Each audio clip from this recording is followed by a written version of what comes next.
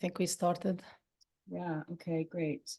So welcome everybody to our panel discussion titled Weaponizing Anti-Semitism.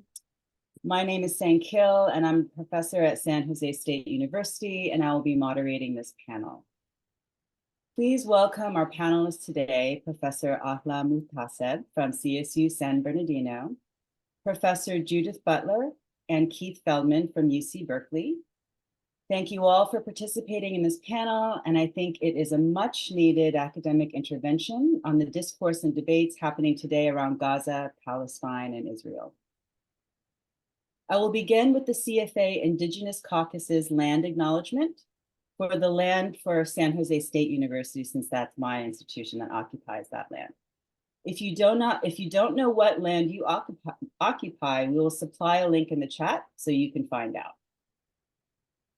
We want to acknowledge that we gather as students, faculty, staff, and community of San Jose State University that is situated on the traditional land of Muwekma, Tamien, and Ohlone tribe, past and present, and honor with gratitude the land itself and the people who have stewarded it throughout the generations.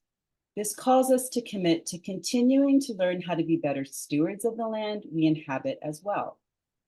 To recognize the land as an expression of gratitude and appreciation to those whose territory we reside on, and a way of honoring the indigenous people who have been living and working on the land from time immemorial.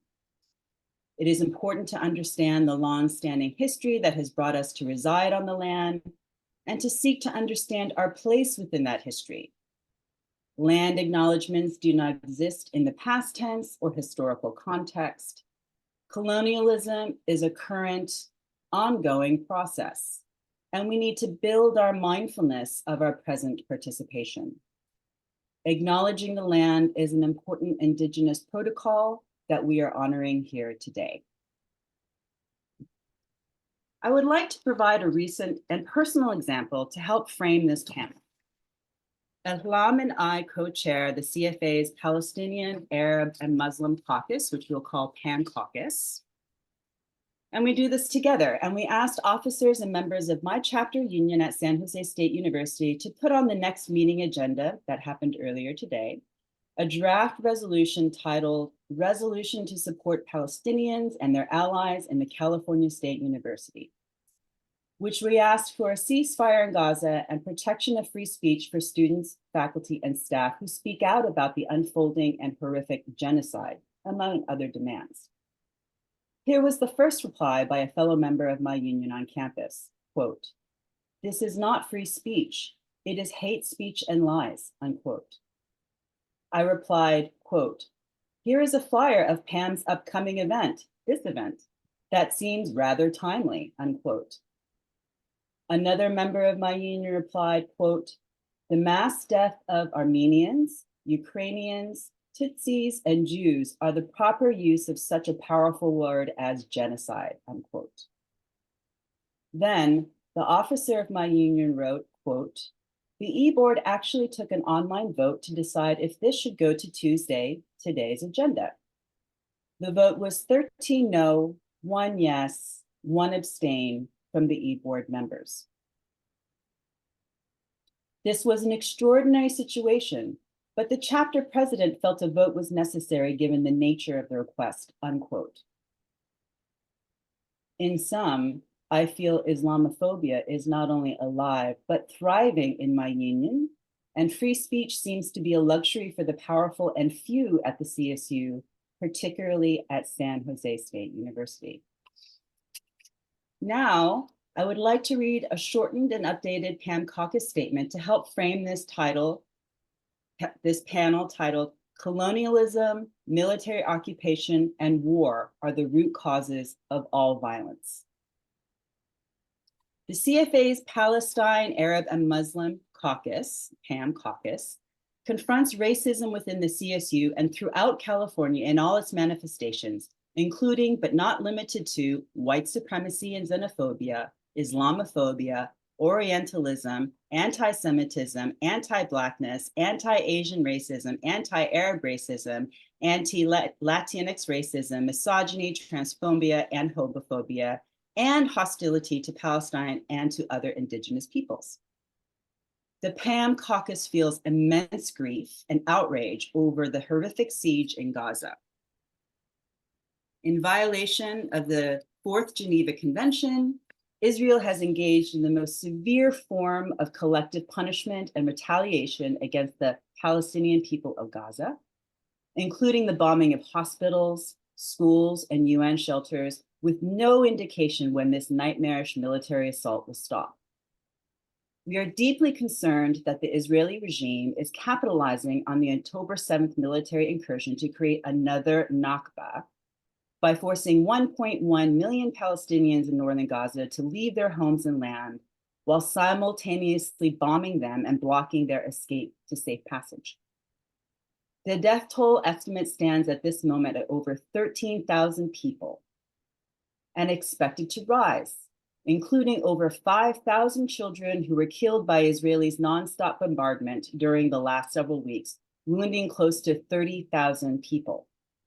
We are now entering day 46 of the genocide in Gaza. For the last 75 years, Israeli military colonialism, occupation, and apartheid has already caused widespread societal destruction for Palestinians, where over half the population currently lives in poverty.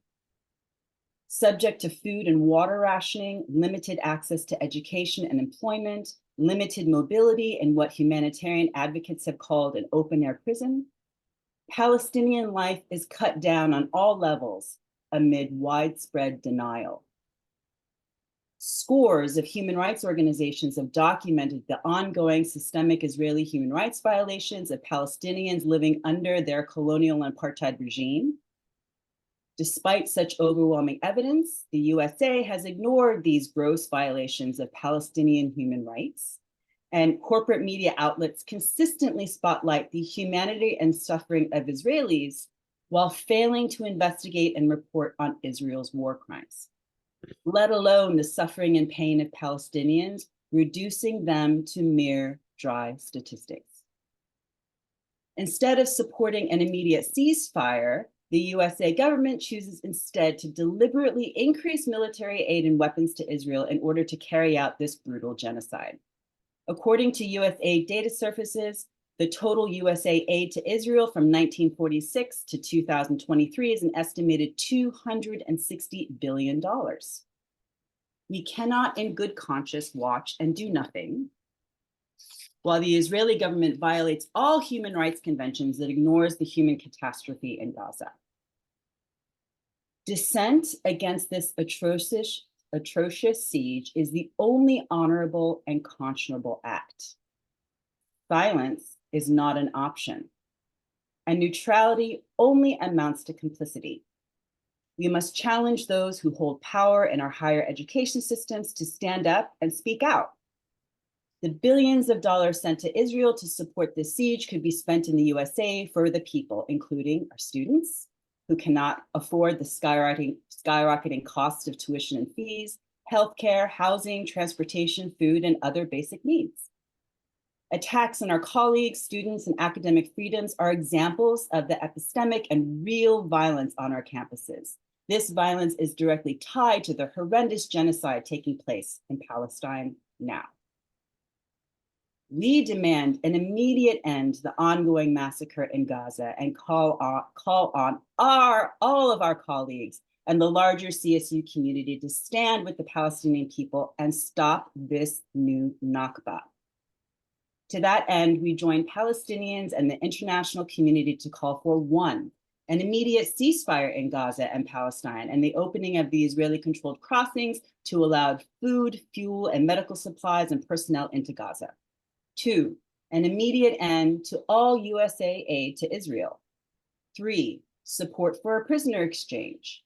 4, pressuring the USA government to restore electricity, internet, food, and water that Israel cut off.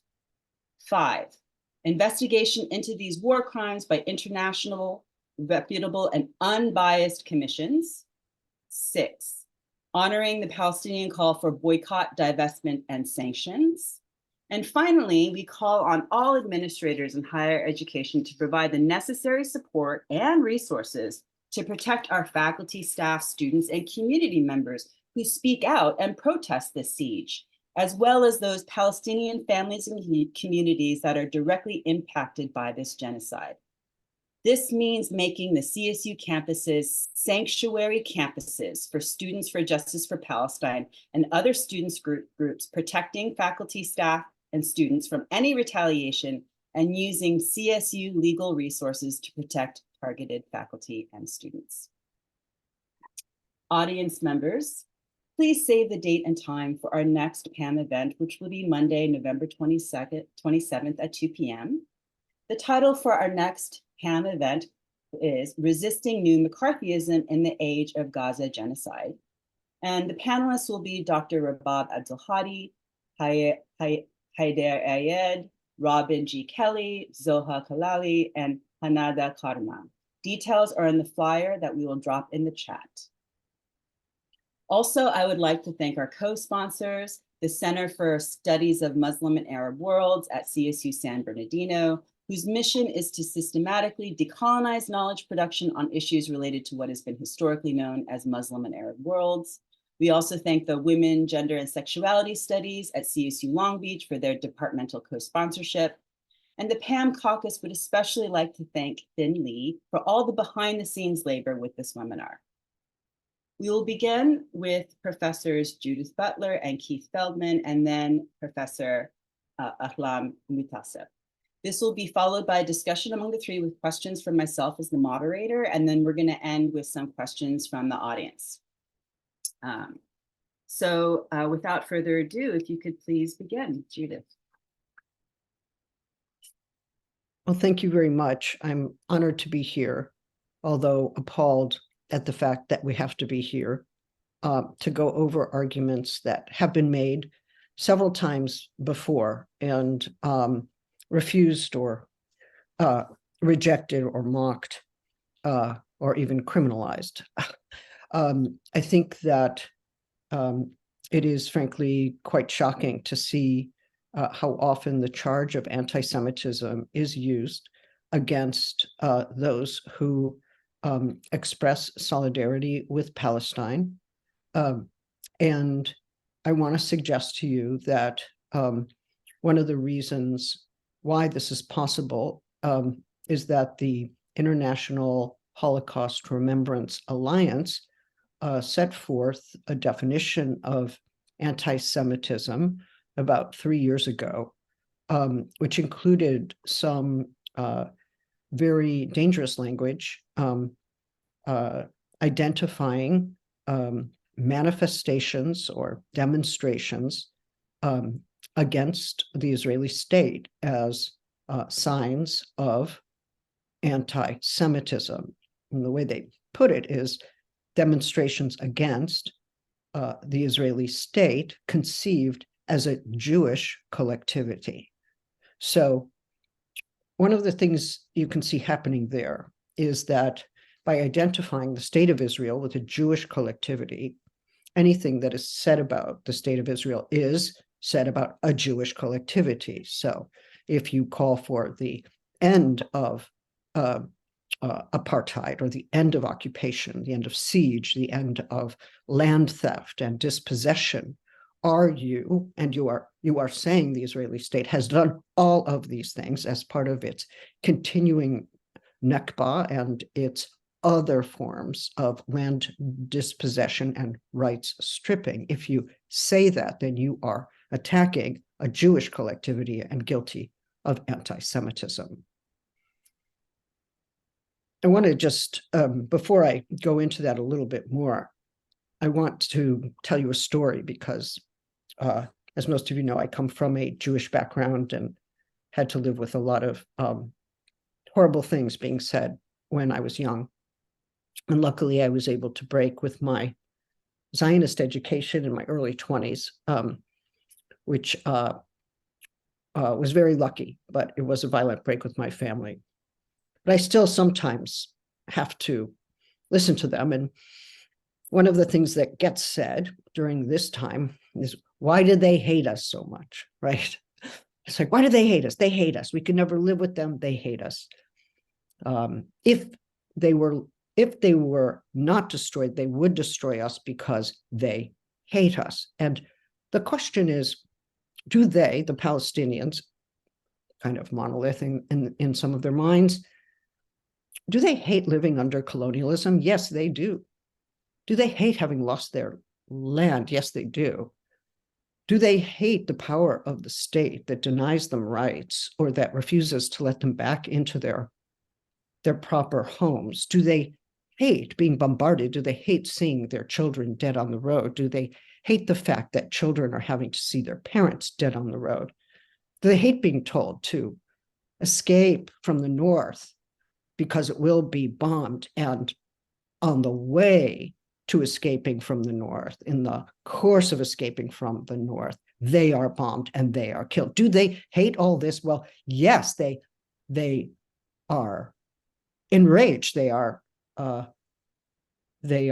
in opposition to state violence and to colonial subjection and dispossession of these kinds and more. If the colonizers were Christians, do you think that they would be happy as colonized subjects? Like, oh, well, Christians could do all those things and it would be okay. Or if they were Muslims and they did all those things, do you think they would say, oh, that's fine, you can bomb our children, you can take our homes? Do they hate being colonized, or do they hate the Jewish people? Now, once the Israeli state and its diasporic allies, I think, are diminishing, once they decide that the Israeli state is not just a Jewish collectivity, but represents the Jewish people, any criticism of the radical injustices committed by the state of Israel is understood as an attack on the Jewish people. And it's because Israel has fused the idea that Israel represents the Jewish people, is the true representative of the Jewish people, that Jews who are outside of Israel are either fallen or longing to return, given the right to return, that Palestinians are not. Once that fusion is made, then anything you say about Israel that is negative, and anything you say about the radical injustice, the radical violence that is happening there, can be twisted and turned so that it becomes an anti-Semitic statement. In the last month, I've had interviewers say to me, oh, why do you call it colonialism? Like, really? Have you read no history? Why do you call it occupation? Isn't that anti-Semitic? It's a description. It's a well-documented description. Why do you call it genocide? Well, there are at least 80 jurists who have written pretty good documentation. There's the Center for Constitutional Rights. There are many people in the United Nations human rights offices who call this genocide. Why? Because this is the targeting of a specific ethnic community, ethnic being the word of the law, in order to demolish the infrastructures of life. They are targeted on the basis of their ethnicity, and the infrastructures of life which provide for the persistence of life for that people are being destroyed. That is one definition of genocide in the Genocide Convention. But if you speak international law, what is it you are told? Oh, that is anti-Semitic. Didn't you know international law is anti-Semitic? So what is the point of this that I am saying? I'm saying that when the struggle against justice, the ability to name what we see and know, is called anti-Semitic, or is actually outlawed, censored, prohibited, or even criminalized as a form of hate speech or hate crime, then what happens? Then injustice gets to have its way. Radical killing gets to continue unabated because the language we have for opposing this violence and this injustice has been stopped and defeated and twisted from the start. Now, I'll just say one other thing, because I want to make room for conversation and I have much to learn here. There is anti-Semitism, and we can look at Orban's Hungary. We can look at the horrible things that Milei has said in Argentina. We can look at white Christian evangelicals who say, thank God for the state of Israel. Now we don't have to live with the Jews anymore. We can look at conspiratorial theories that contemporary fascists have circulated, and that is anti-Semitism, and it must be opposed. But wherever we oppose anti-Semitism, we must oppose all racisms, and we must do it within an international framework that allows for all of these forms of hatred to be understood in relationship to one another. Otherwise, we see what happened just several days ago in France, where the march against anti-Semitism, and there is anti-Semitism in France, we must oppose it. But how do we oppose it? The march against anti-Semitism in France didn't oppose any other racism, didn't oppose Islamophobia, didn't oppose anti-Arab racism or anti-Black racism. It did none of those things. It never even mentioned the ongoing colonial powers of the French state.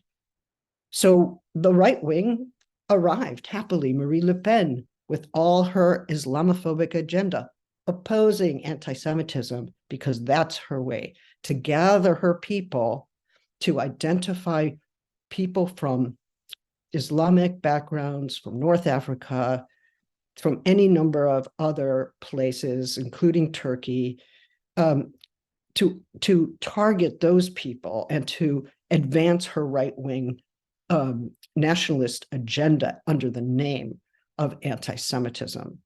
So there can be no opposition to anti-Semitism without an opposition to all racisms. And if you would do me a favor, at some point, look at the brilliant article that was published in The Guardian on November 29th, 2020, by a wide range of Palestinian, Arab scholars, writers, musicians, opposing the International Holocaust Remembrance Alliance definition of anti-Semitism, which includes the critique of Zionism. Take a look at that beautiful letter because it speaks to us now. It has to be revised in light of Gaza, but it can be, and it should be. Thank you very much. Thank you so much. Appreciate your intervention there in weaponizing anti-Semitism and your viewpoints. And now, without further wait, Keith. Thank you so much. I'm really grateful to be here. Grateful to Professor Sang and the Palestinian Arab and Muslim Caucus for the invitation to participate today, and to Professors Ahlam Mutasib and Judith Butler for sharing your insights. So my orientation to our discussion today is as an interdisciplinary scholar of race and racism in comparative, relational, and transnational contexts. It's also someone born and raised, like Judith, in a Jewish household. For me, a liberal Zionist household, and someone whose research has been driven to understand the paradoxes, contradictions, and blind spots that inhere in such an upbringing when it comes to Palestine and Palestinians, to Palestinian history, and to Palestinian futurity. And let me start with a headline to another piece actually in The Guardian, this from December 2019. And the headline is, I drafted the definition of anti-Semitism, right-wing Jews are weaponizing it. Now, the author of the op-ed is Kenneth Stern, the director of the Bard Center for the Study of Hate. And he writes, quote, 15 years ago, as the American Jewish Committee's anti-Semitism expert, I was the lead drafter of what was then called the working definition of anti-Semitism. It was created primarily so that European data collectors could know what to include and exclude. That way, anti-Semitism could be monitored better over time and across borders, end quote. Indeed, as scholars and students, we know that data collectors need definitions to know what they're looking for, to distinguish what's inside the scope from what's outside.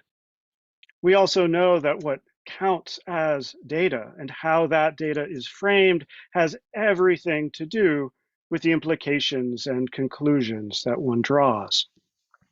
So I'll come back to this question of method, as it were, in a minute. So Stern continues in the op-ed. He says the working definition, quote, was never intended to be a campus hate speech code. So let me read the working definition under discussion that comes from, as Judith mentioned earlier, the International Holocaust Remembrance Alliance. And it includes a brief two-sentence definition. Anti-Semitism is a certain perception of Jews which may be expressed as hatred toward Jews. Rhetorical and physical manifestations of anti-Semitism are directed toward Jewish or non-Jewish individuals and or their property, toward Jewish community institutions and religious facilities, end quote. Fair enough, it seems. However, to guide IHRA in its work, the document continues, and Judith made mention of this earlier, quote, while criticism of Israel similar to that leveled against any other country cannot be regarded as anti-Semitic, manifestations might include the targeting of the state of Israel conceived as a Jewish collectivity, end quote. Here, we begin to run into some problems. Does not the state of Israel define itself as a Jewish collectivity? Does it not narrate itself through its history, its laws and policies as a state for the Jews? As recently as 2018, the Israeli Knesset, the parliament, codified a basic law stating unequivocally that the, quote, exercise of the right to national self-determination in the state of Israel is unique to the Jewish people, end quote. In doing so, the Knesset effectively enshrines a second-class status to 1/5 of the population living inside of the 1967 borders. And what to make of the territories in the West Bank, East Jerusalem, and the Gaza Strip, understood under international law as under the overarching sovereign control of the State of Israel, and whose responsibilities under international law fall on Israel to manage. What to make of critiques, including foundational critiques of Israel's occupation, its expanding settlements, its besieging of Gaza, its waging since October 7th of warfare on the people of Gaza of the most chilling and devastating sort. Back to the op-ed for a moment. Stern bemoans the chilling effect of the IRA definition. He says, quote, I am a Zionist, but on a college campus where the purpose is to explore ideas, anti-Zionists have a right to free expression. I suspect that if Jared Kushner, he's responding to the former president's son-in-law's op-ed in the New York Times, that was arguing for the conflation of anti-Semitism and anti-Zionism. But Stern says, I suspect that if Kushner or I had been born into a Palestinian family displaced in 1948, we might have a different view of Zionism. And that need not be because we vilify Jews or think they conspire to harm humanity. Further, there's a debate, Stern continues, inside the Jewish community, whether being Jewish requires one to be a Zionist. I don't know if this question can be resolved, Stern says, but it should frighten all Jews that the government is essentially defining the answer for us, end quote. Let me pause for a moment on Stern's term, require.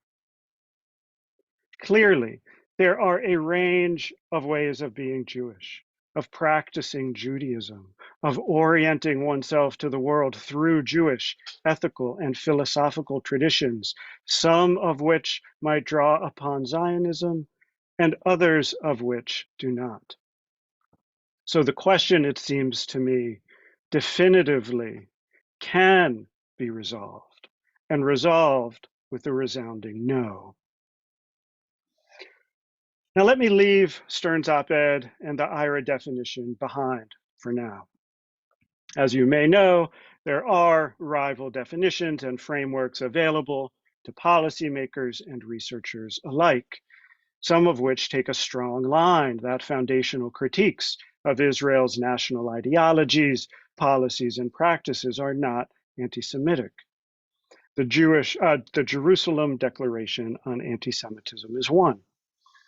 Now, the JDA has detailed guidelines around the question of Israel and Palestine, and notes it is not anti-Semitic, for example, quote, to support arrangements that accord full equality to all inhabitants between the river and the sea, whether in two states, a binational state, unitary democratic state, federal state, or in whatever form, end quote. JVP, the Jewish Voice for Peace, has recently published a resource entitled On Anti-Semitism, Anti-Zionism, and Dangerous Conflations. Quote, anti-Semitism is discrimination, targeting violence and dehumanizing stereotypes directed at Jews because they are Jewish. JVP continues, opposition to the political movement of Zionism and or the policies of the State of Israel is no different from criticism of any other political ideology or policies of any other nation state, such as settler colonialism, imperialism, and white supremacy that are at the foundation of the United States. Moreover, JVP concludes, fighting for Palestinian freedom and against anti-Semitism are intertwined. So all this is to say simply, we have other definitions. If we're interested in finding other definitions, we have other definitions at our disposal. Now, finally, for those in the audience who might be interested in the ways the IHRA definition has been debated, taken up, and challenged in US federal and state policies, I'd encourage you to check out the Foundation for Middle East Peace, which keeps a detailed record of all the ins and outs of IRA in law and policy. It's an incredibly useful resource, especially at this time. But in my time remaining, I want to shift my approach to these questions to think less about data collection and the kind of definitional work of a kind of positivist social scientific approach of the sort described above. Now, that work is important. It enables identification of social phenomena. It enables measurement. And it surely is marshaled and can be marshaled in the development of policy. But let me turn instead to the work of critique. What does it mean to consider hate or fear the primary locus of intervention into combating anti-Semitism, or for that matter, Islamophobia? We can find ourselves drawn, I fear, into a universe prescribed by concerns over individuated acts of discrimination and bias, unconscious or otherwise. We can find ourselves in a universe of hearts and minds, individual psychologies and orientations. We can find ourselves in a universe ungrounded by history or politics, where the ideologies that enable and inform them disappear behind a veil of individual self-betterment. So what might it look like to come instead at these questions through a critical analysis of race and racism? To understand, for example, what the sociologist Eduardo Bonilla Silva terms racism without race. or to contend with the ways attunement to racism helps illuminate what Ruth Wilson Gilmore calls, quote, state-sanctioned and or extra-legal, group-differentiated vulnerability to premature death in distinct yet densely interconnected political geographies, end quote. What kind of critical purchase might such modes of analysis give us to understand the contemporary predicament? If we start here, foundational critiques of Israel ought not to be understood as expressions of anti-Semitism. To the contrary, and building on JVP's note above, it might actually be helpful to consider how such critiques might in fact serve as essential elements in the struggle against anti-Semitism. So to begin here is to begin by noting that political Zionism is widely understood, at least in part, as an organized reaction to the violence of colonial modernity's anti-Jewish racism. Indeed, political Zionism, since the latter part of the 19th century, has always marshaled the actuality and the threat of anti-Semitism as its reason for being. Anti-Semitism has been weaponized, we might say, since the latter part of the 19th century. Political Zionism gained institutional shape and structure in Europe explicitly as a response to the prevalence in Europe of anti-Jewish violence, marginalization, and de facto and de jure inequalities. Europe's anti-Jewish structures and practices were a crucial catalyst for political communities to translate long-standing Judaic affiliations with Zion as a spiritual narrative horizon for other, better, possible worlds into the ideological and material substrates of a modern nation-building project predicated on Jewish sovereignty over a particular territory. In other words, political Zionism metabolized the threat of anti-Semitism, one critical and long-standing dimension of colonial modernity's racial lexicon, into one of colonial modernity's signature political forms, that of the territorially bounded nation-state. Another signature of colonial modernity is, of course, racial genocide, one whose bloody genealogies entwined the European conquest and settlement of the Americas, the transgenerational devastation of Middle Passage, and the industrialized killing machine of the Nazi Holocaust, to name but three. It is then, in the immediate post-World War II moment, and the terrifying aftermath of Jewish genocide, refugeehood, and statelessness, that political Zionism offered the promise of Jewish territorial sovereignty in Palestine as a project of Jewish safety, a locus, as it were, to secure and safeguard an ethno-religious minority out of the ashes of empire. Political Zionism was thus invested in the practice of territorial sovereignty in ways that were explicitly and avowedly in reaction to anti-Semitism. And not just sovereignty, but a structure for the practice of an exclusive Jewish ethno-nationalism as the architecture for a safe haven.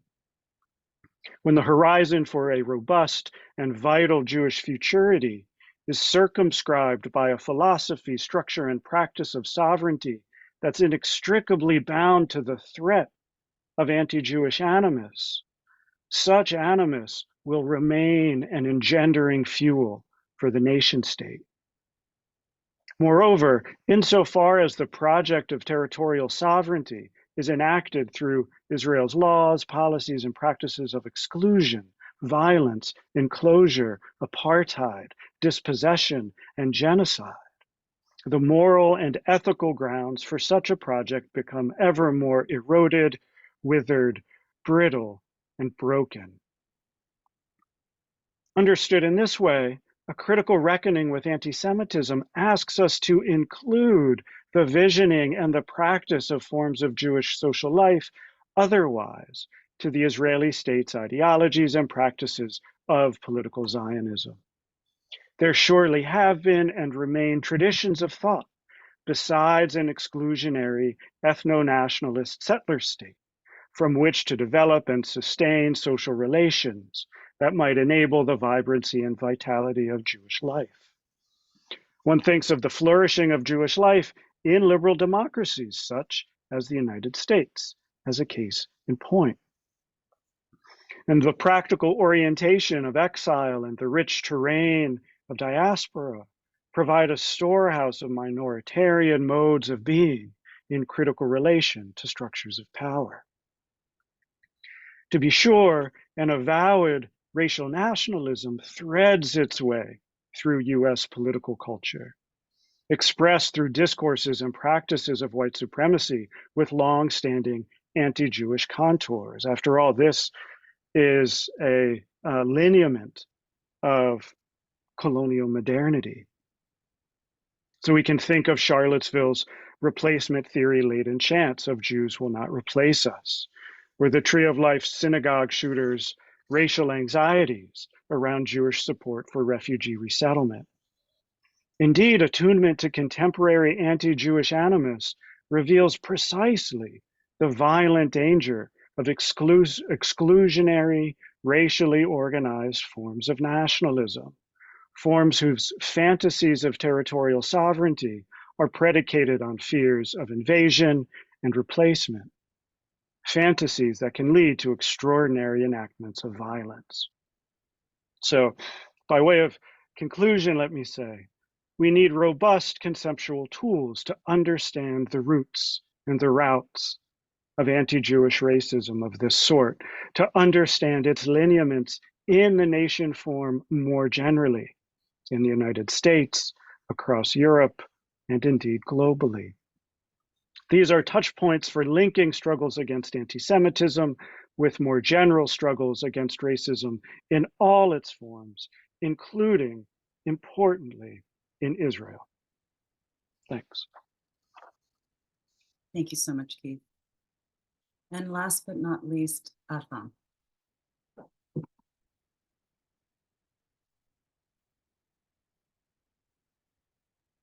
Hi, thank you so much. I'm so grateful for the presentation and for being in space with such amazing colleagues. Thank you, Judith and Keith, for setting the stage for me, actually. And I want to start by saying that I'm actually going through some stressful times because I have been facing a very serious case of censorship and silencing, and it's very connected to what we are talking about today. And that happened when I was supposed to deliver part of my presidential address for the National Communication Association Convention that just took place over the weekend. So this happened Saturday. I was informed like half an hour before going on stage that I could not actually deliver this speech. And in solidarity, all 6 speakers and the performers who were supposed to be on stage, that they decided to walk out with me, and 2 of us even rejected or turned away, the awards we were supposed to receive from NCA that night. This put me in the center of a storm that I did not want to be in. So I hope I will make sense today. And I want to start by explaining that what I'm going to focus on is to discuss how everything that Judith and Keith discussed intellectually, the weaponization of anti-Semitism, how does it actually transform in the lived experiences of people like me or others or students, faculty, and the continuous attacks on them. And I will start by giving the example, and I have a PowerPoint. I'm a professor of media studies, so for me, how this is the manifestation in images and on social media is very crucial to discuss, because we live in a world that is saturated with those images and with those manifestations. And I will start it in a minute, but I just want to say that even allowing this panel to go was challenged. I received scores of emails addressed to my president, some of these addressed to me, but addressed to my president and addressed to the chancellor of UC Berkeley, trying to actually prevent this panel from happening. It's just unbelievable. Like, this is an open discourse or discussion of a very crucial issue, and we all acknowledge that anti-Semitism is real and it's happening every day. But the problem is, unfortunately, all the attention is focused on unreal cases of anti-Semitism, as my colleagues have just explained. And let me share my screen. Oh, sorry, just a second. So as I said, I'm going to talk about few cases and how this is, as I said, manifested in society. I will start by talking about doxing and blacklisting on different aspects of media, especially social media. This is my profile on a website called Canary Mission. That website has literally hundreds of profiles of students and faculty, and sometimes just activists, actually. And a lot of these profiles, the accusation usually to suppress such activism on behalf of Palestine or for social justice for Palestinians is, of course, the easiest way is to link it to anti-Semitism.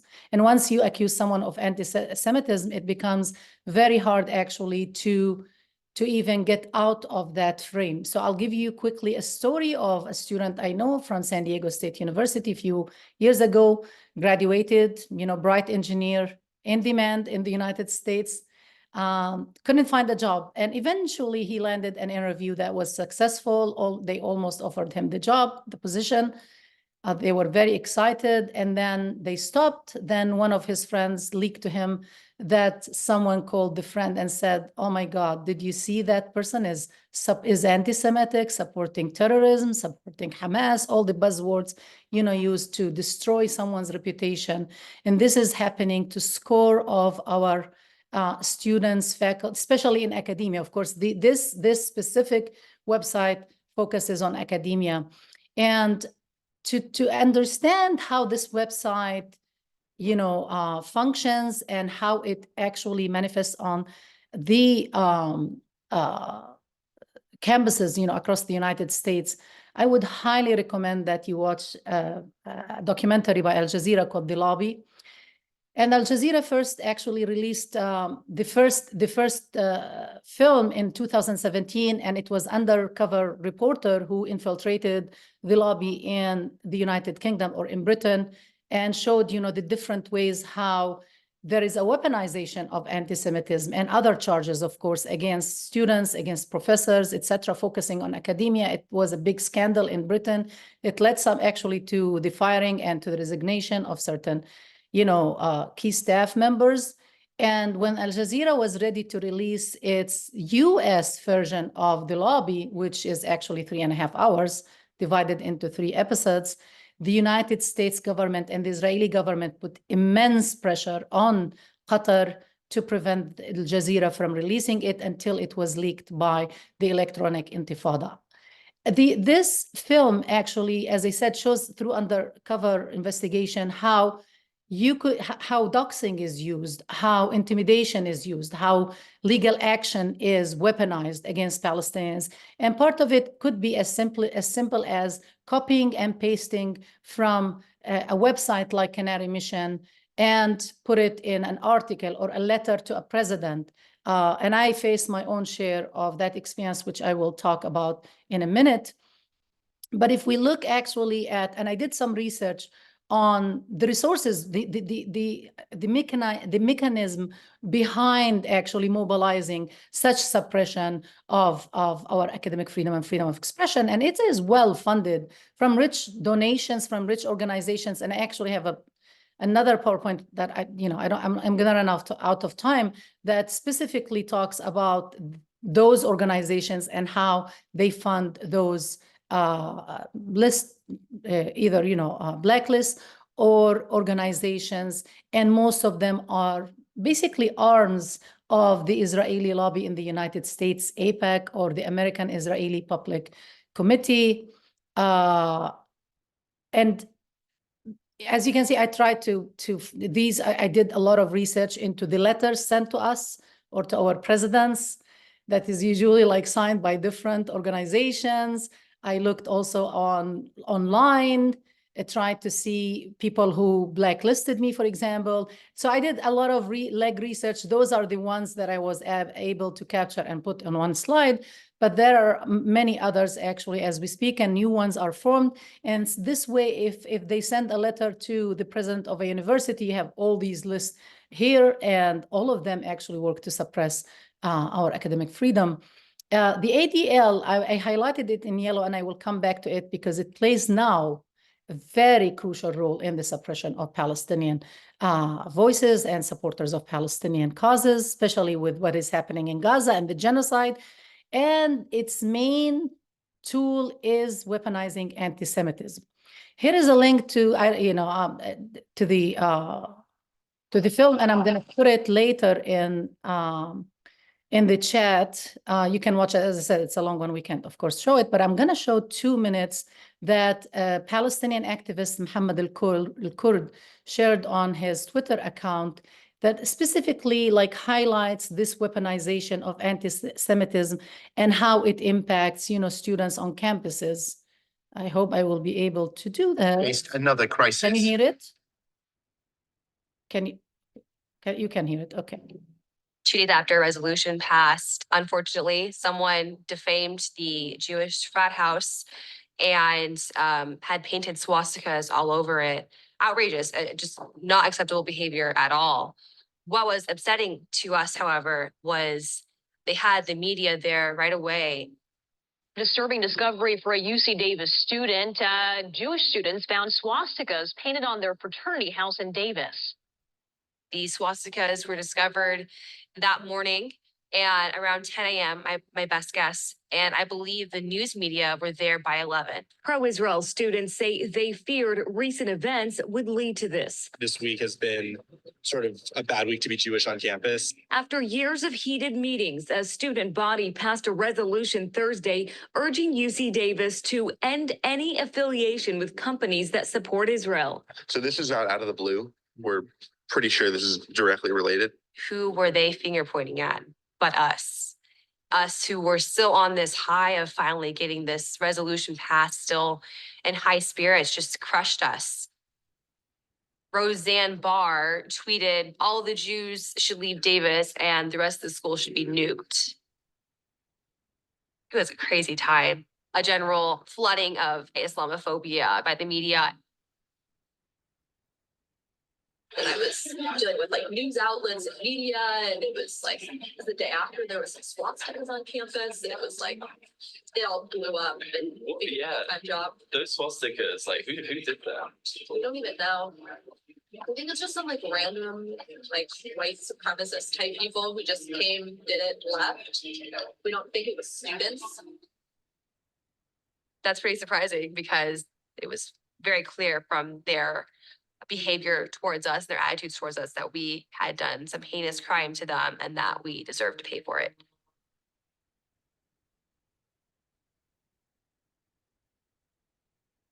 Students who were part of the divestment movement painted swastikas on the fraternity. That's what she was hinting at. That's what she was trying to imply. Why? So as you can see, this is a very sad example of anti-Semitism happening, right? But it was somehow weaponized against those students. So I'm going back to the ADL and talking about recently. This actually comes from Mendowai's article yesterday. I thought that was a great article because it documented the new ways in which ADL, the Anti-Defamation League, has been weaponizing anti-Semitism against Palestinians and against free speech on Palestine, including calling the FBI, IRS to surveil, investigate, and possibly persecute student activists. And despite being widely understood as a mainstream civil rights organization, and that's the reputation of ADL, it unfortunately has a long history of surveillance and of intimidation and harassment of different types of civil rights organizations, activist groups, Black, Brown, etc. And of course, one of their major tactic has been the equation of anti-Zionism or any critique of the state of Israel with anti-Semitism. And just imagine if we say that we can't critique Saudi Arabia, for example, because this would be Islamophobic, or we can't critique the government or the country of Iran because that also would be Islamophobic. So, I picked a few points from this article on ADL, and particularly, what they did, focusing on Students for Justice in Palestine. This is now their focus. It led actually to the criminalization of Students for Justice in Palestine. It led to people equating the use of terms like Free Palestine, like that what happened to me, I could talk about this later, or using genocide to describe what is happening in Gaza as anti-Semitic. So this is now being called a new form of McCarthyism. I know that my colleagues next week are going to talk in details about this and about their experiences, but I just wanted to remind us of how those tactics have been historically used in the United States against mainly brown and Black people. And I just actually, I'm going to skip this one, but our colleagues are going to discuss this in more details as part of what we have been doing at PAM, the PAM caucus, which is a liberation curriculum. So since, starting the violence in Gaza and the genocide in Gaza, we started a weekly event to discuss different aspects of what is unfolding there. I don't know how I came up with this, honestly. I'm impressed with myself.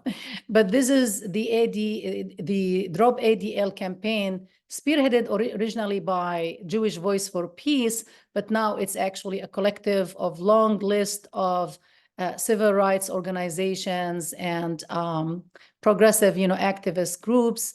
And basically it explains all the things that I have talked about ADL and how they weaponize anti-Semitism against Palestinian activists and against, as I said, activists in general, and asking the governmental institutions, non-governmental institutions, again, they have this image of ADL as this, amazing organization to actually drop using it. And, if I'm running, sorry. You need to share your slides again, so you can. Am I sharing them or not? No, you accidentally. I am not. Okay, sorry. I don't know how I did that. Okay, let's see. How about now? Nice. Okay, that's what I was talking about because I can see myself here, which is confusing. All right, now I don't know how to.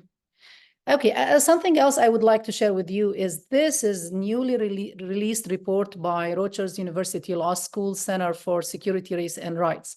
They were supposed to actually release it in October, but then they pushed it to November because things were unfolding and they had to document more cases.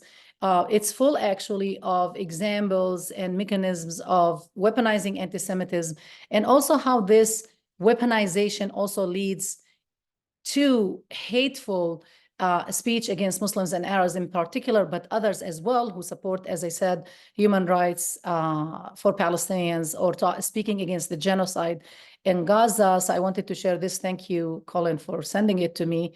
This is their website, and it has a link to the full report here, as you can see. And I think at the end you can click and see it. I looked at few of these cases before the panel, and I thought they did a good job of such documentation. Basically, this is a summary from, the report, and it presumptively anti-Semitic Islamophobic tropes in the Palestine-Israel discourse argues that when Muslims and Arabs in America defend the rights of Palestinians or criticize Israeli state policy, they are often baselessly presumed to be motivated by hatred for Jews rather than support for human rights, freedom, and consistent enforcement of international law. So I'll let you read more on that, but I wanted to highlight it because it's a fresh report, but it was based on 2 years of documentation. Now I just want to talk about a few other cases, and I will be try to be as fast as possible. Please stop me saying if I go too long. But I was on the EC of California Scholars for Academic Freedom, which actually Dr. Butler is part of, and thank you for writing a letter to support me yesterday. Appreciate it. So we have been, defending those scholars who face those kinds of accusations, attacks on our academic freedom, on the academic freedom also of students, on the academic freedom of sometimes even staff, focusing on California, but also we handled other cases around the globe, not mainly the United States also, but we even dealt with cases of Palestinians living in Palestine itself or in other countries like Iran. And some of the cases, I don't have time to go over them, but just listed few of the main cases, like the Irvine 11 was a case against 11 students who stood up against the Israeli, I can't remember, what was that? The Israeli ambassador actually, after 2014, after the Israeli invasion of Gaza in 2014 and the grave war crimes that happened then, and they were persecuted by the DA office in Irvine. And there are other cases, including the attacks, of course, on Professor Rabab Abdelhadi. She's going to speak next week, so I'm not going to speak about her cases, different cases of suppression and silencing, but one of the most, frustrating and stressing ones for her was, just basically flooding the university with those terrible flyers at that time, which caused her so much stress, and the university refused to even remove them. Students actually removed them. I'm going to talk a little bit about my own experience. So I'm the co-director and co-producer of this film, Creation and Catastrophe, 1948 Creation and Catastrophe, and it was based on 12 years of research and 12 years of documentation, trying to do, a narrative of the Palestinian-Israeli conflict by providing a primer, a historical primer on the systematic ethnic expulsion that happened in Palestine, focusing on the year 1948, but, going a little bit before and a little bit after, but just showing this systematic, genocide against Palestinians that now we see in Gaza. So the whole world woke up on October 7th, but we, years before, tried to say, well, we have a historical context that has been unfolding over and over with similar, waves of violence against Palestinians. It's nonstop, basically. And we spent 12 years. It's well researched. We interviewed Palestinians and Israelis. We interviewed the authority historians in the world about, the conflict, including Israeli ones, like Benny Morris was actually kind of white supremacist himself, but we still interviewed him, and he is in the documentary. And so it was a very, I thought it was, there's nothing called objective, of course, but it was well balanced, in terms of providing the information and really reflecting what we have in the, in the scholarly community on the conflict. There is no actually disagreement, I would argue, on the facts. Anyway, I don't know, I can't click. So there was waves and waves of actually pushing against, even screening it. And the main one, what happened at West Hollywood when we tried to screen it as part of their human rights speaker series. It was planned. It was supposed to happen in December of 2018, and it sold out of the sudden. People told us it was canceled. And I was like, no, it is not, you know. Then someone leaked an email to us from the city council where, you know, a rabbi accused us of anti-Semitism and terrible things. We were in the news, all over the news. Somebody sent me this article. I was so distressed because in the article, they really focus, number one, on me, not on my co-producer, co-director, Andy Trimlett, who's a white male, you know, in the United States. They focused only on me, the brown woman, and they, of course, used the typical, you know, charge of anti-Semitism, attacking Jewish people, and what you see on the media, you know, in terms of the discourse about people who try to even provide an intellectual, you know, intervention. So anyway, to make the story short, this had been, you know, rescheduled several times. And one of the council members, you know, was attacking us actually, and none of them had seen the film, by the way. This was all from the mainly Canary Mission website. Anyway, at the end, you know, there was pushback actually from California Scholars for Academic Freedom. Even my university, I have to, you know, say that my former provost supported me. And they had to give us another, you know, schedule. Then they canceled. So they canceled 3 times. Then it was supposed to screen on April 16 of 2019. And guess what? The last thing they tried is to go around and to try to change even the bylaws of event planning, where, you know, the city staff who are in charge of event planning had to get the approval of the city council, those elected members. And anyway, so they had a city council meeting on April 3rd of 2019. I went, I spoke, but I had to sit through 46 people, 2 hours accusing me of anti-Semitism. People who don't know me, have never seen me or knew anything about my work, and who had not seen the film. Most of them had not seen the film at that point. They just didn't want me to screen it because of doxing, as I said, because, you know, the different branches of the Israeli lobby told them, don't allow it. So I went to that thinking, okay, well, we know Havrath is this councilwoman. She was cited as, she was alarmed by the film because it's anti-Semitic. We are refuge for hatred. That's how she was cited. But I was surprised that actually when they did the vote after all these, comments, she said, I watched the film last night. Was it hateful? Absolutely. She said, was it difficult to watch? Yes, it was. Does it have a point of view? Yes, it does. Was it hateful? Absolutely not. Was it anti-Semitic? Absolutely not. And she changed actually her vote, and the film screening happened on April 16, very successfully with a great, panel with scholars.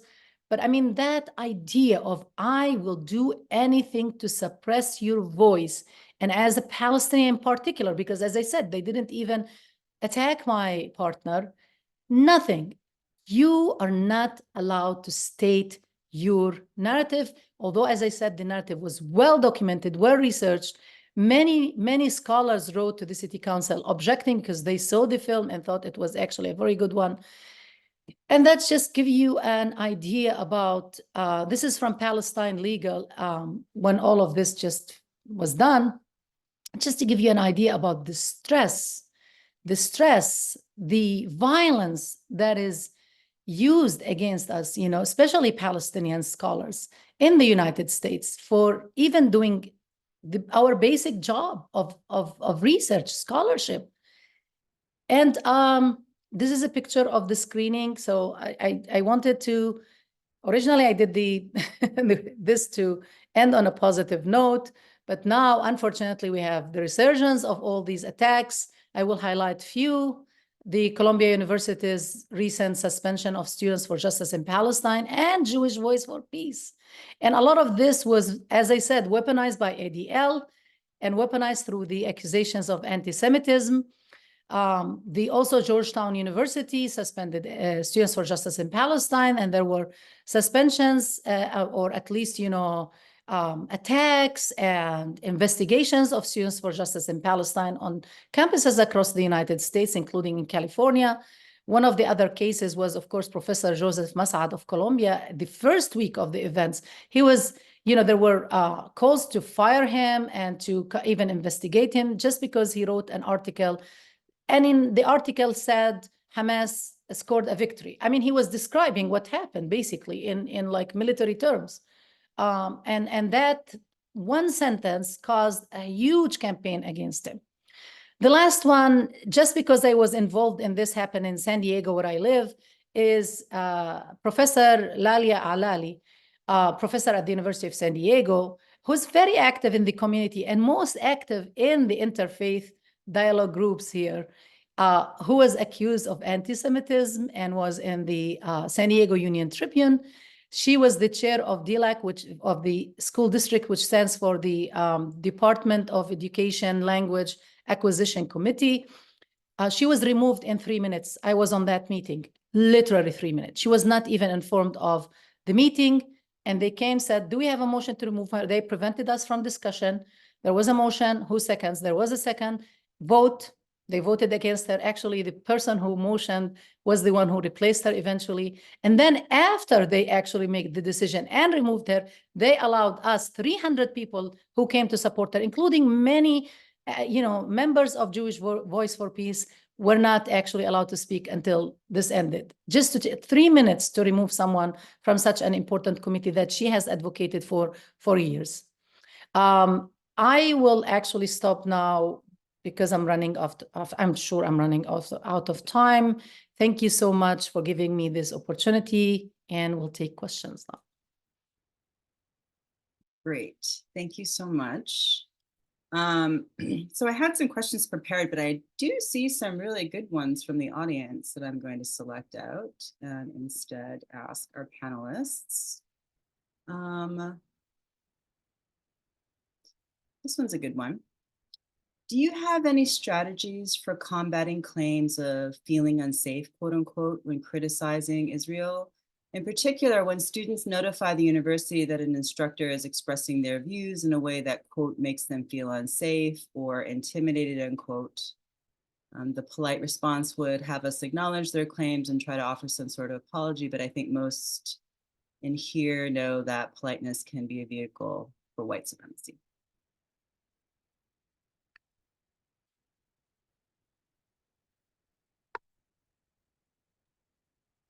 I'll just say that I think it's important to be disturbed and moved into forms of self-reflection by political positions we disagree with. We don't just go to the university to feel safe and to have all of our pre-existing viewpoints reaffirmed. We also go there to become disoriented and to learn about perspectives that perhaps we hadn't considered before, or maybe our families or our religious formation gave us one way of understanding that, and suddenly there's another perspective. So this is disturbing. It's a disturbing time. There's so much astonishing disconnect between the discourses that are defensively protecting Israel, the reputation of Israel, and those that are crying out for justice and the acknowledgement of international human rights or Palestinian freedom or emancipation. Many terms here that we all have to sort through. So I think we should expect to be disturbed by positions we don't immediately agree with, and it doesn't mean that we will come to agree with them, but we will appreciate them, and maybe something like a productive dialogue can happen when people do. When I want to put it this way, when they're safe enough to be disturbed, when they're safe enough to be challenged into thinking something new. And that goes for all of us. It happens to me all the time. I'm in the midst of being deeply disturbed by paradigm shifts that I don't yet know how to think about or evaluate. And that moment of feeling disoriented and learning something new and being offered different perspectives is an important one. We don't just come with our positions already in place. If we're committed to education, we do listen, and maybe we do go back to our original position, but we do so with a more refined argument. Thank you. Yeah, let me just add really briefly, and I totally appreciate Judith's response, and I just say, to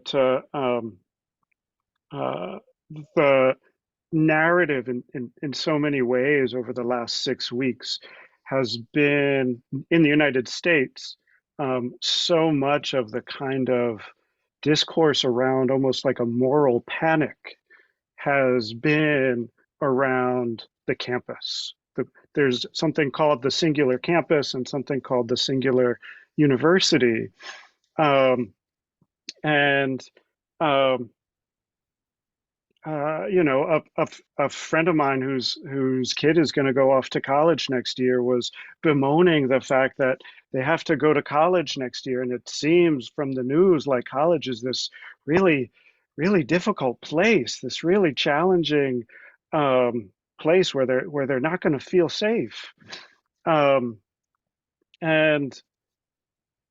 I'm of the mind that there's something actually remains incredibly valuable about the site and space of the university in this sort of singular, and the campus in the singular, as precisely that locus of critique and disruption, and to think about disturbance as a way of challenging the ideas and beliefs that we come to the campus with and are asked to wrestle with.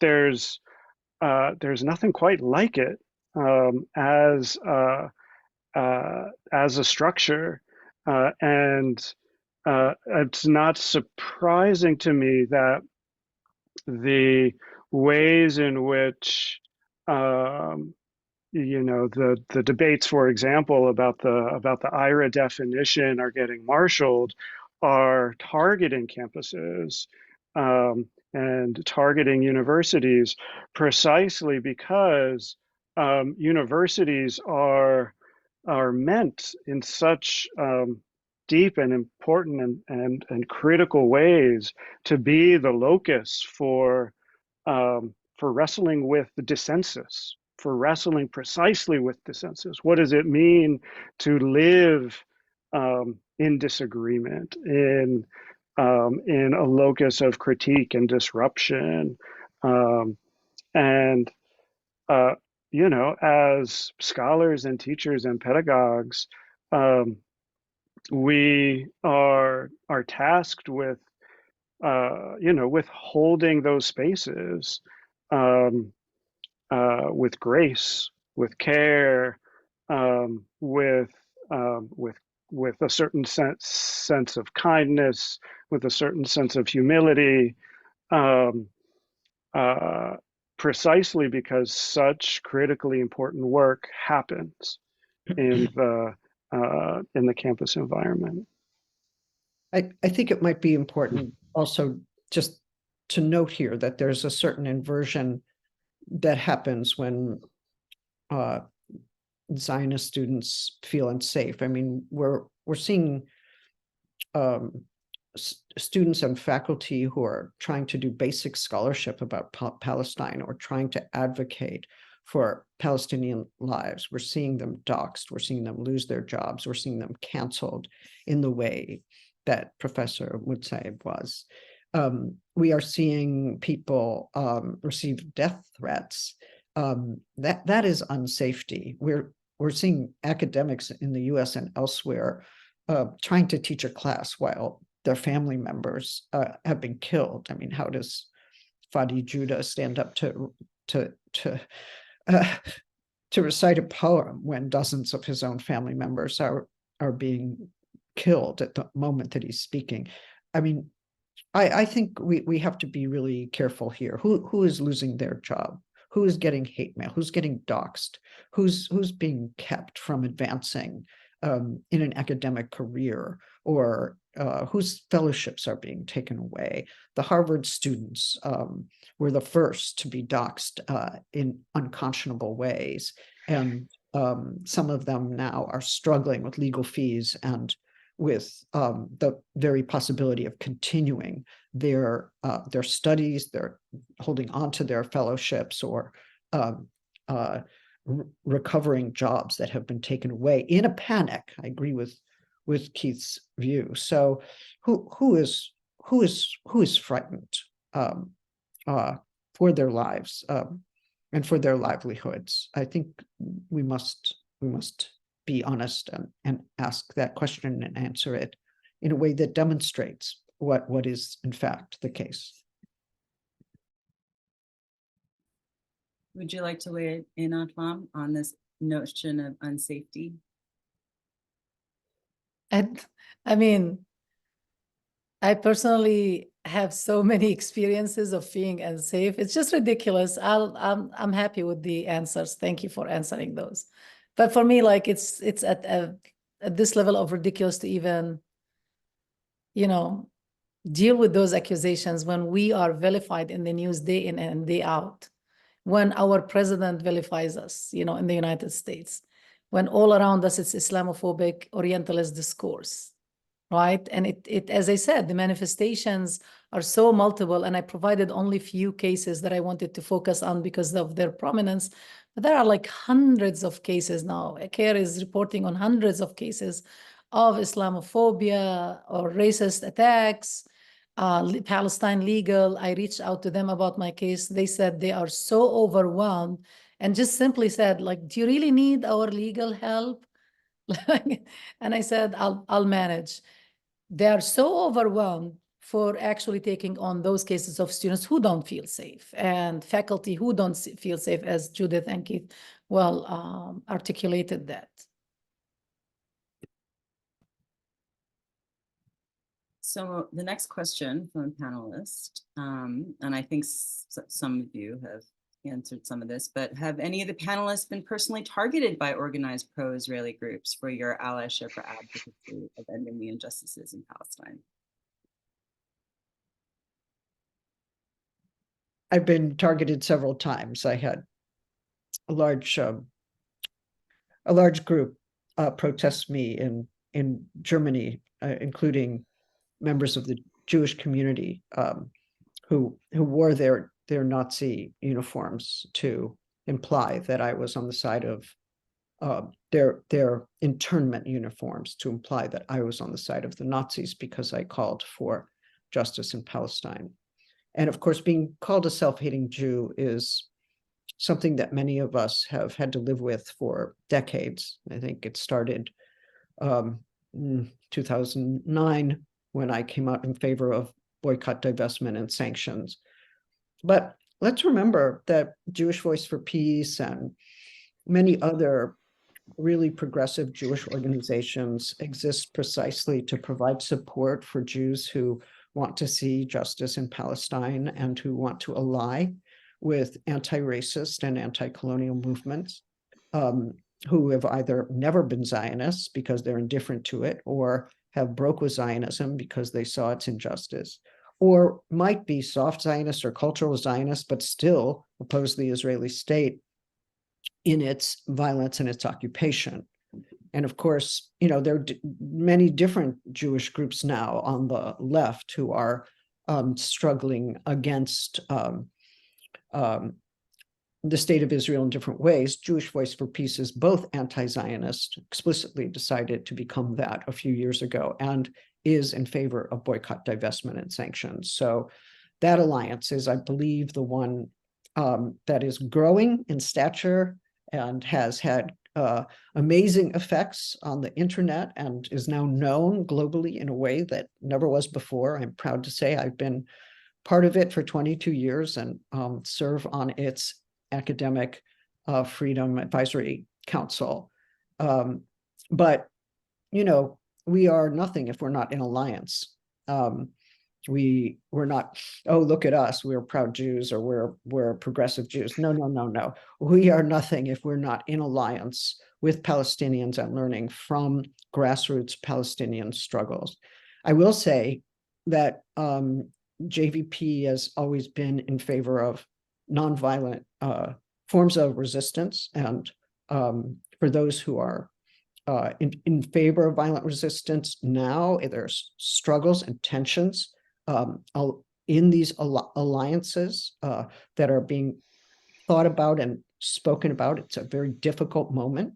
I myself am out of sync as a person who believes in the strike, the boycott, divestment, sanctions, and ways of resisting and undermining Israeli power through nonviolent ways. But hopefully we'll get to a point where that will be once again the main way to oppose the radical injustice of that state. So there are tensions here, but let's remember as well, even within the state of Israel, there's the group Zochrot, which is an anti-Zionist group of Palestinian and Jewish Israelis, or those who are living in the West Bank, who are struggling together to think about what's the right of return, how can Palestinians return to their lands, what are the concrete steps that have to happen to make that work. These are super important coalitions, and for me, they are the image of the future, what we should be striving for. They embody in their own principles and their own practices the image of a world that would allow for cohabitation on the basis of radical freedom and justice. And we do need that radical equality. We do need that. We need to hold on to those ideals, all of us, I think, even in the midst of this most terrible struggle. I just want to add that, by the way, Zochrot played a very crucial role in our film. I just wanted to tell you that. For example, when we tried to dig in the Israeli archive, we didn't have access, so we really needed their help. Where they helped us with the translation from Hebrew to English and to even Arabic. So I totally agree with you that such a decolonial group is very crucial, and they do actually, their mission is to decolonize knowledge on 1948. And by the way, Jewish Voice for Peace on October 27 for their stance for shutting down Union Central Station, they were labeled by ADL, the Anti-Defamation League, as a hate group. Like in Jewish Voice for Peace themselves now are considered by the ADL as a hate group.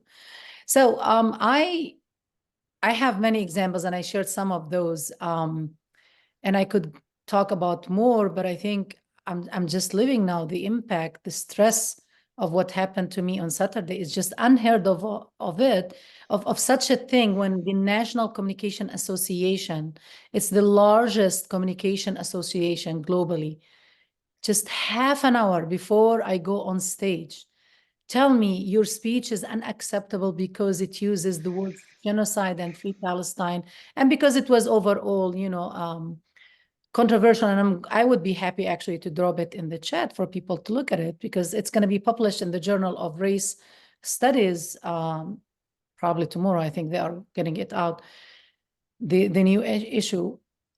It's just unbelievable. This is an organization that calls for the protection of academic freedom and freedom of speech as like #1 priority. It revolves about communication and freedom. And the whole theme of the convention was freedom. It's plastered all over their website. And the fact that now they actually claim in their value statement and even in their mission statement that they are about inclusion and diversity and all this lip service. And I'm still like in shock. I'm still like in disbelief that this happened to me, because of the manner and the violence that included in such suppression to put me in such a position. But I'm also grateful for all the speakers and performers who said, no, we don't move without her. I think they just thought I would say, okay, whatever, you go without me. And all the solidarity that came out of it was just so touching. I mean, like, that's what I'm living now. And you are pushed into a position not of your choice, to be defending yourself, because media now are calling, and not all media are actually friendly, because they forget about the big issue, which is like cracking down on freedom of expression and censorship. And they go and ask me, but don't you think you pushed the envelope by using the word genocide? And so I'm forced to deal with this and its impact on my health and my family. I have a teenager son, and I'm just like, this is unfair that every time we try to have any kind of scholarly productivity, this, I want to say this, okay. I think it's very important as a Palestinian scholar, because I know many other Palestinian scholars say the same thing when we are in our organizing circles. We are never given the same opportunity to be productive on a scholarship and to focus on what we like to do and what we like to research and teach, because we are always in this position of attack. We're always attacked, and we are easier, targets because of Islamophobia and Orientalism and all of these things.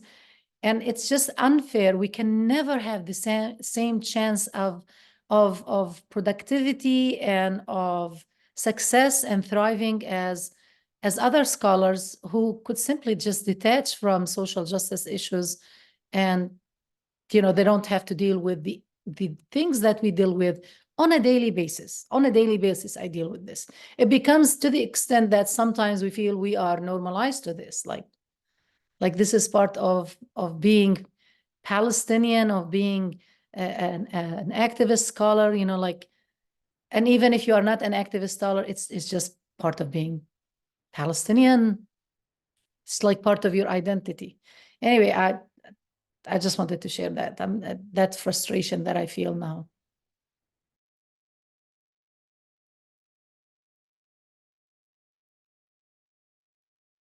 You're muted. Saying you're muted. Keith, do you have any perspectives to add to that question? Yeah, let me see, just quickly, just sort of thinking a little bit about the kinds of first to name and support and recognize what Ahlam is describing, and to say that I see that on my campus and across so many campuses. The ways in which the structure of the university makes it particularly and peculiarly challenging for Palestinian scholars and scholars who do work on Palestine is remarkable, is notable. And so while I can, my previous note was to sort of uphold and sustain the university as a place for dissensus. The university also has embedded in it the kind of inability at this moment to allow all of its scholars and students to thrive and do the work that we are called upon to do. I think that the other thing I just add over the course of the last weeks, and I'll say I had my own share of run-ins with administrators and outside groups who had concerns about my work. One of the things that those moments reveal are not only your adversaries, but also your allies, and the ways in which allies you might not necessarily have realized were allies, people you didn't know before, people you didn't think of as having a critical orientation to the questions that you wrestle with. And so, one of the things I just sort of report from the American Studies Association and the Middle East Studies Association, which both met in Montreal a few weeks ago. Both organizations, but in very different ways, ensured their membership, ensured that there was space for us to meet, to think, to talk about what does it mean to be scholars in the face of genocide in Gaza. And rooms were packed. Energy was extraordinary. Young scholars, new scholars, old folks who have been around the block for a long time, organizers, advocates, and when a major march through the streets of Montreal that had been called by the Palestinian youth movement and was to take place, hundreds and hundreds of our colleagues joined in that, and the energy and initiative and organizing to see one another in alliance that has been developing over the course of the last few weeks. It's happening under the most horrific and obscene circumstances, and I think it is the beginning of another kind of flourishing way of living and being, scholars who are really committed to a future of flourishing in Palestine. Thank you. So here's another question from our attendees.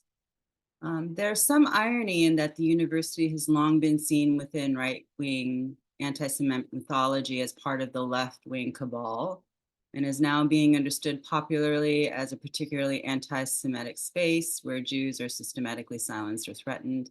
Can anyone comment on what the implications of that shift might be as we face a growing far-right nationalism globally that's both Islamophobic and anti-Semitic? I think we can also link this to the new model of the neoliberal educational system and how there was a shift also in the focus of the university and, not caring actually about the allowing us the space and the freedom. Like, what is the mission of the university now? It doesn't exist anymore, honestly, at least at the radar of the administrators in those universities. It's all about the bottom line, making profit out of education, running universities like, like corporates, really. And that's actually trickling down into not allowing controversial topics, suppressing, certain points of views, going with donor money.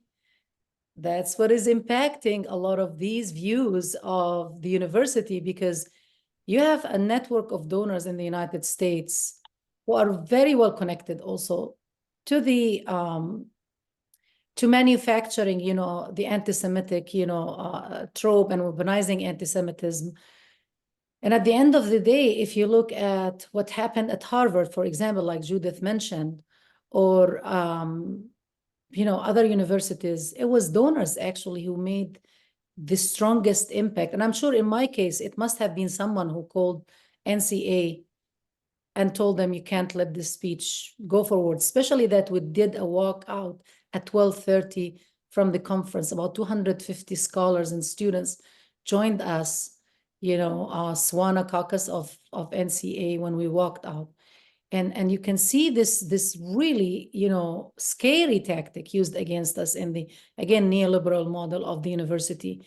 So at Harvard, I mean, the audacity of with the Harvard law students, the audacity of one of the big employers to say, basically, those students are not going to be employed by us, and to publish their names and to harass them. It's just unheard of. Like, we're reaching levels that that are very scary and very real for us. And again, it's all the influence of donors and, you know, rich families and Zionist families and rich, Zionist organizations that are impacting the decision-making process in academia. I guess I would say that there are a lot of politicians and administrators who live in fear of the accusation of anti-Semitism and act in reflexive and unthinking ways to cancel, to target, to persecute, because they don't want to be tarnished with that. But, you know, I think we also have to see how that works in the existing structures of racism, because it is how do I put it? The idea of the Jew who must be protected is almost always the Ashkenazi Jew, the one from European inheritance, not the Mizrahi Jew, not the Sephardic Jew, not those who call themselves either Arab Jews or Jewish Arabs, right? Not seeing the links that exist for centuries between Jewish and Arab cultures, and the specificity of those cultures. So I think we are. It's not just the so-called Zionist lobby that is doing this. It's a lot of administrators who've accepted the U.S. consensus that Israel is the democracy in the Middle East, although where the democratic principles are in that particular state are very, very hard to find, given the systematic way in which rights are denied and the ways in which, as Keith pointed out, structural racism and ethnic exclusion has been there since the founding of that state. How do you call that a democracy? You turn your eye away and you look at some internal mechanisms, but even then there's internal racism to the state of Israel and the way it treats its migrant workers, which we haven't even talked about. So I do think, and it's migrants from North Africa for sure.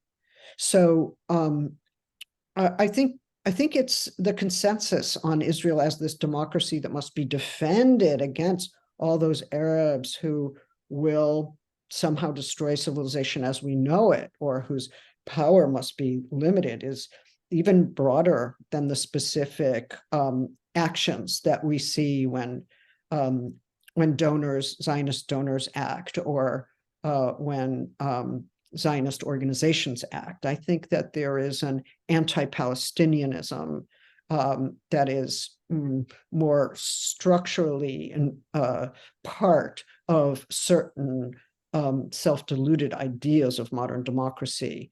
And we need to go to the heart of that in order to understand how that form of systemic racism and sanitized and colonial rule sanitized in public discourse has been able to achieve such hegemonic power. The good news is that we are seeing that consensus broken apart. And it's ugly, it's horrible, but the very fact that they're trying to censor us, give us an award and take it away at the same time, they decide you can't use a word. Well, like, let's have a debate about that word. Maybe let's have a debate about genocide. Let's have a debate about armed resistance. Let's have a debate about occupation, let's have a debate about settler colonialism. We have many perspectives. We have many disciplines that could produce a wonderfully informed debate. That's what universities do. They don't say, don't use that word, don't use that word, don't use that word.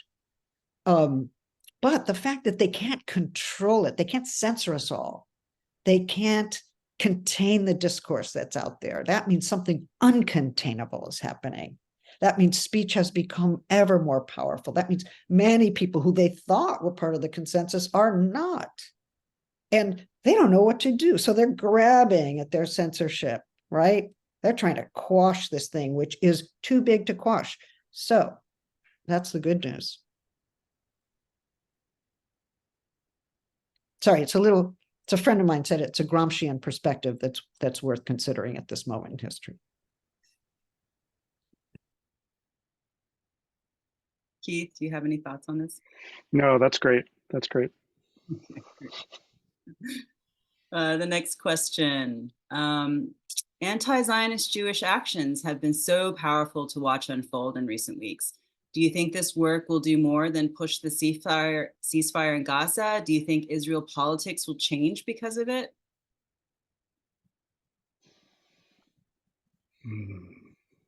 Early days. We're in early days. I think it's right. I think it's right that the not only Jewish Voice for Peace, but also Not in Our Name, and oh, there are a couple others who have been extraordinarily involved in. If not now. If not now, thank you. If not now, thank you. Um, these organizations and these actions, I think, have been extraordinarily powerful in intervening and disrupting the consensus, the kind of conversation that happens. I've also noticed that it's dumbfounded some, some news. My local news anchor tried to describe, if not now, and JVP's actions in front of surrounding the White House. They didn't quite have the vocabulary to be able to talk about Jewish activists intervening in this moment. And I think in that respect, it's remarkable the kind of public pedagogical work that JVP and If Not Now are doing. How that and I suspect I'm terrible at predictions, and so I shouldn't. But it's early days, and these are major disruptions to the consensus inside the United States. Now, how does that shift things in Israel? That requires shifting things inside of the United States. Some fundamental major shifts that inspire politicians and the donor class and senior administrators to pause and think otherwise about what this kind of blank check means, what it enables. So yeah, let's see.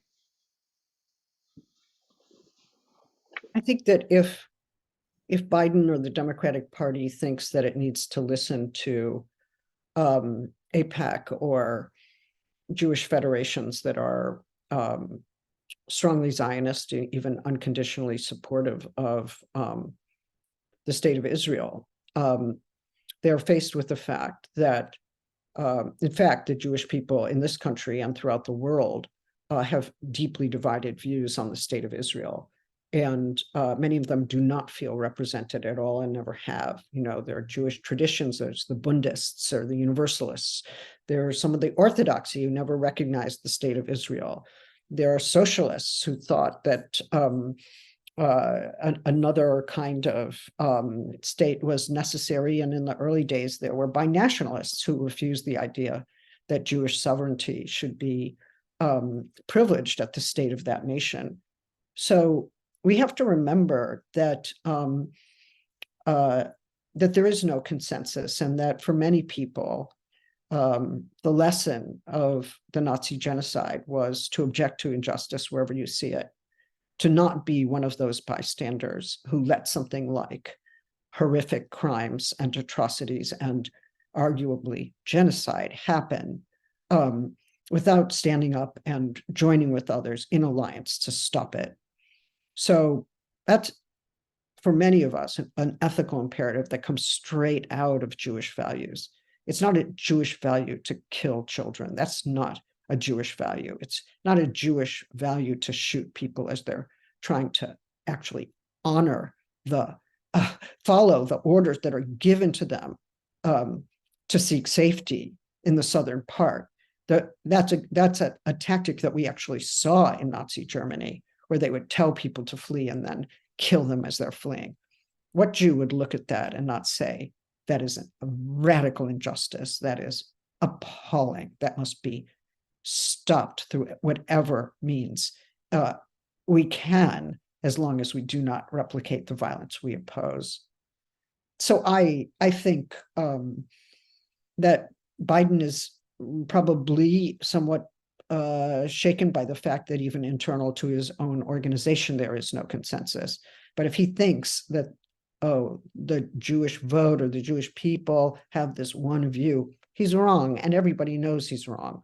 And one of the things that JVP does through its very public actions is to show that there are Jews who stand for justice, and that we are not represented by the state, and what it does, its violent actions should never be done in our name. I just want to say a couple of things. First, it's just so sad that the highest goal we are trying to reach now is ceasefire. I just have to say that, because it pains me so much that the best we could achieve now is a ceasefire. I mean, isn't that sad in itself, right? So I just wanted to get this out because it's distressing me beyond belief. And the second thing is, I want to say I'm so grateful, and I'm sure other Palestinians, activists like me, are so grateful for the solidarity and love and support by Jewish Voice for Peace, and not in my, if not now, sorry, and other Jewish activists. It's so crucial for us because, number one, it actually dismantles this co-optation by the Zionists of Judaism, right? This control of the narrative that there is only one Jewish narrative and that they control it, and then they frame it in the United States.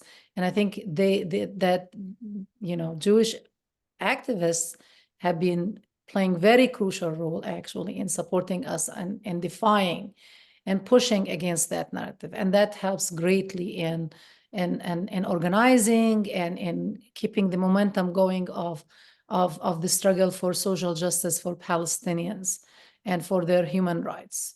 So just wanted to send a message of love and appreciation for you all. Thank you. So I'm going to ask one more question from the audience, since we have a little bit time left remaining on our panel. Thank you all for your remarks, following up on Dr. Butler's example about why it's necessary for an anti-Semitism march in France to simultaneously denounce all forms of racism. This makes sense to me. I'm curious, how do the speakers address this when the tables are turned against organizers against the Gaza war, who are told they are anti-Semitic if they don't center simultaneously the violence experienced by Israelis at the hands of Hamas?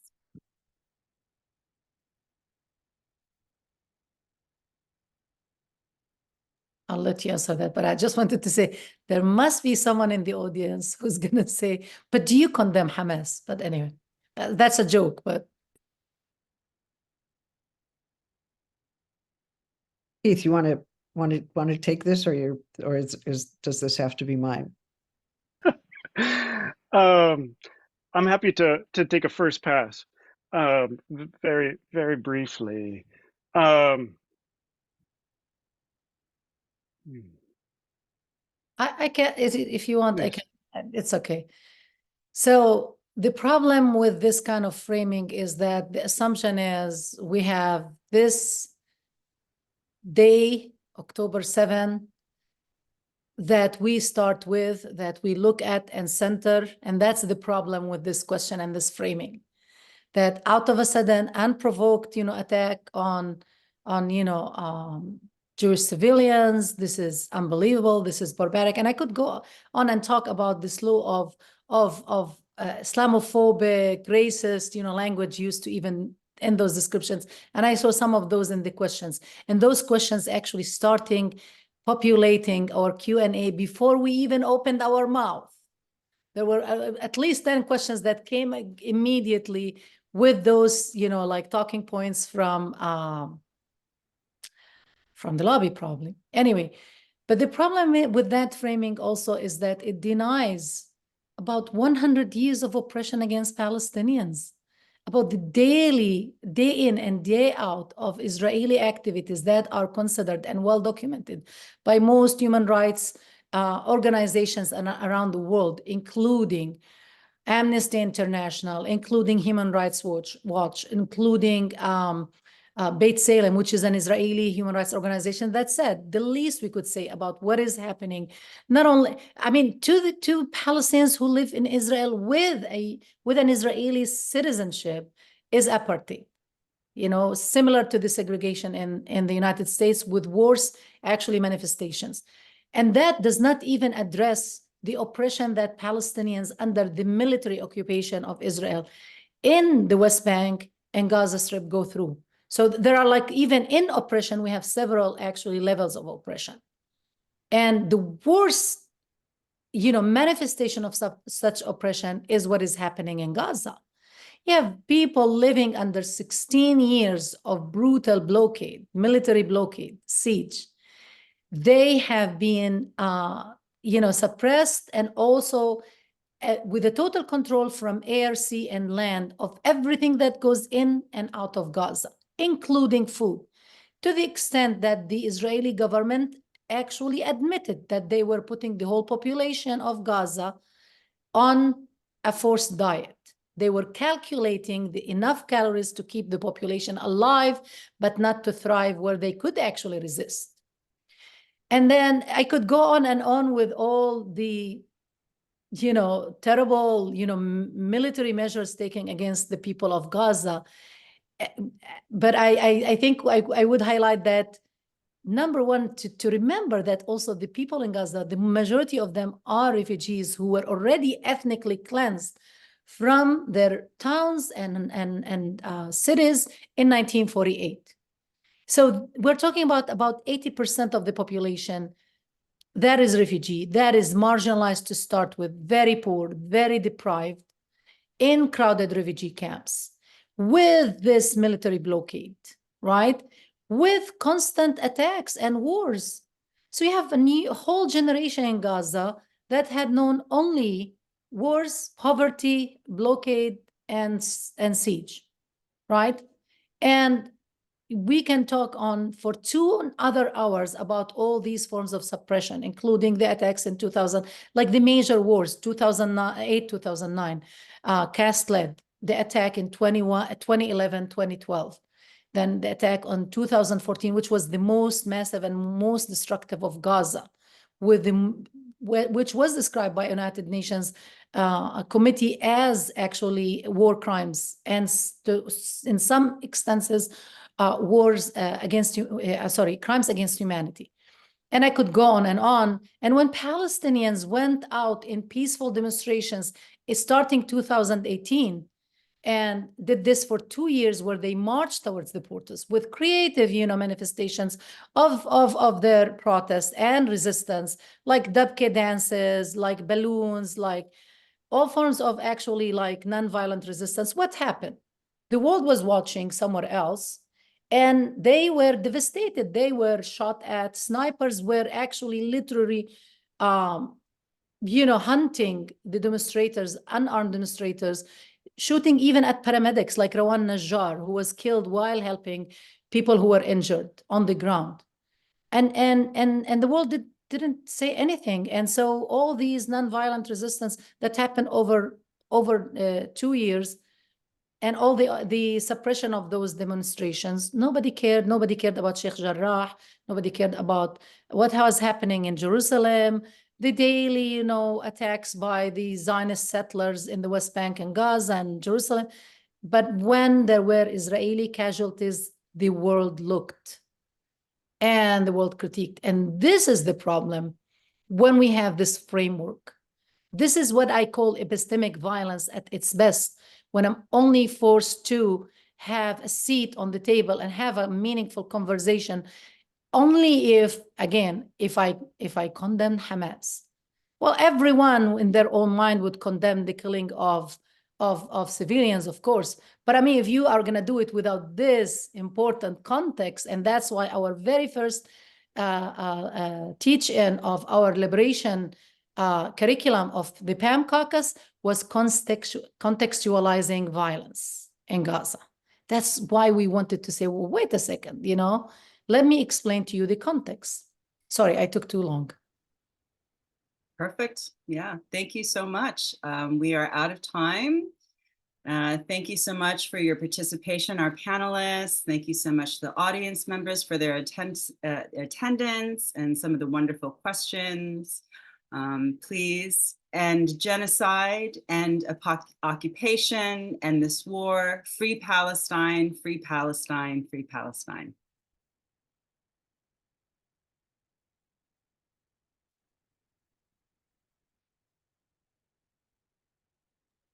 Thank you very much, everyone. That was wonderful. Thank you.